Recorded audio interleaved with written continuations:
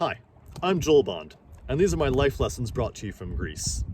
I'm on day 46 now, being away from home, just a little over a month now of being on the island here in the Aegean Sea, and it looks like by most news reports that it'll be another 46 days before I'm able to go home. Depending on when flights are resumed and borders are opened and restrictions are lifted, I'll be somewhere in the neighborhood of 100 days of solitude away from my home. That sounds like the title of a bad novel, perhaps, 100 Days of Solitude, but that's the subject for a different video. Today, instead, I want to talk about physical presence. I'm going to start with a story that might be a little bit different than what you'd expect. My friend Tim is an internet network engineer. Shout out to Tim, who may be watching this video. A few weeks ago, he posted an image of data centers, where all of the cables that traverse the Atlantic Ocean come ashore outside of Washington, D.C., and all of that internet, the bits and the bytes, are all coordinated through these data centers, these huge warehouses, actually, that are seen from satellite images in space, and all that information is then sent out and distributed across the country to create the physical network of the internet. And the purpose of this post was to show us that the internet is actually a very physical, real thing. It has cables and data centers and hardware and whole huge giant warehouse complexes in order for us to tap into what seems like this magical ether. But the reality is, somewhere along the line, something has to be physically plugged in, connected, an actual hardware for the internet to actually work. And I think it's because, really, matter matters. That's really the point behind Tim's post, was that matter matters when it comes to the internet, and when it comes to all things human in our life, really. I think it's the same reason for why we still prefer physical books to Kindle downloads, why we still choose to often print and hand deliver the email rather than just forward it, why we often will actually go to the store and try it on rather than just order it off the internet. We want the physical presence of something, and we often need and desire the physical presence of another human being. You matter because you are matter. In the 1950s and 60s, a communication theorist named Marshall McLuhan came up with the phrase, "the medium is the message."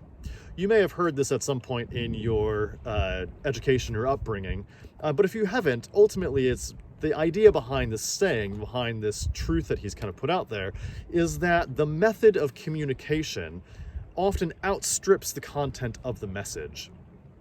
And that ultimately, that how you communicate, the method through which you communicate, often eclipses what you are trying to say. In the instance of human physical contact, being with someone is often far more powerful than the actual words they say.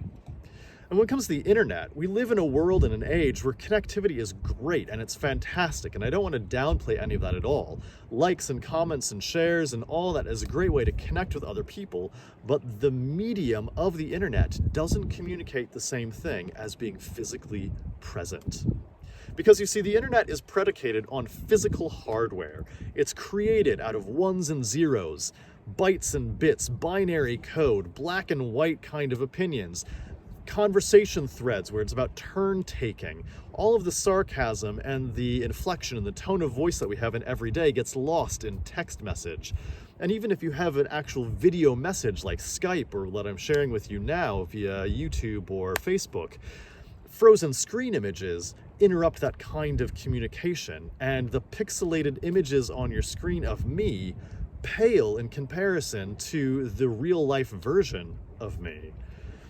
Ultimately, physical human contact is something we need. We are hardwired for physical contact.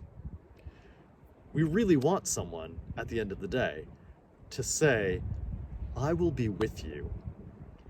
In our lonely days, in the long nights of terror, in our hours of grief, in our moments of triumph, we want people to accompany us, calm us, comfort us, or congratulate us. A few years ago, I was a lodger in someone's home. was a young married couple, and early on to my stay with them, they got into a loud argument, huge fight, and it was loud and noisy. I was upstairs, and I heard it unfold downstairs, and I wondered, what should I do? How do I respond? Do I play the role of peacemaker? I don't know these people very well at the time, and I didn't know what to do. Second to that thought of, should I stay in the house? Should I leave? Should I let this fight just simmer itself out? Second only to that thought was, I wish I had someone I loved enough to be mad at. Now, any good relationship isn't going to be built on a foundation of conflict. But the idea behind my thought, behind my sentiment was, we want people to be with, even in our most difficult moments.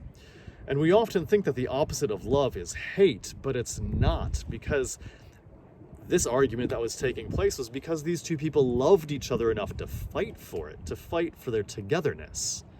No, the opposite of love isn't hate, it's apathy.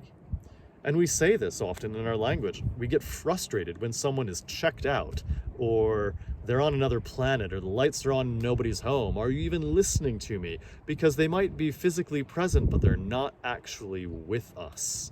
And that's what we want. We want people to be present with us fully in every way possible. So I want to wrap this up today with a blessing of sorts. May you, in your lockdown, quarantine, wherever you are, be present in the lives of the people you love, plugged in and connected, sending them the message that they matter. And if you happen to be isolated in your quarantine, away from those you love, may you have strength and courage to endure until your 100 days of solitude have passed. Take care, and we'll see you next time.